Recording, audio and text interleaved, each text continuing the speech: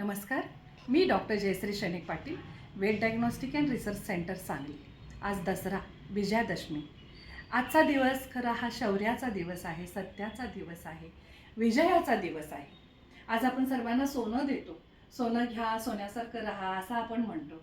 पण मला वाटतं त्या सोन्यासोबत आपट्याची झाडं आपण प्रतीक म्हणून सोन्याचं देतो, आपट्याची पानं देतो। तर त्या सोन्यासोबत आपले चांगुलपणाचे विचार, आपला आधार, आपल्या सद्भावना आणि आपला सपोर्ट आणि सकारात्मक विचार आपण देणं गरजेचं आहे, कारण त्यानंच सगळ्यांचं जीवन समृद्ध होतं।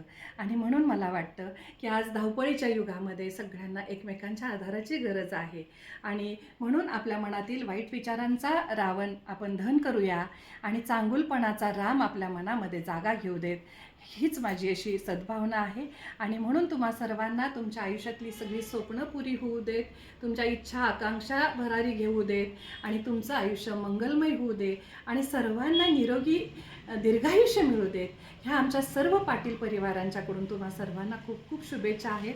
आणि शुभेच्छा देणारे माझे पती डॉक्टर सैनिक पाटील, आमच्या कन्या डॉक्टर राजकुमारी सैनिक पाटील आणि आता डॉक्टर होणारे चिरंजीव राजनील सैनिक पाटील।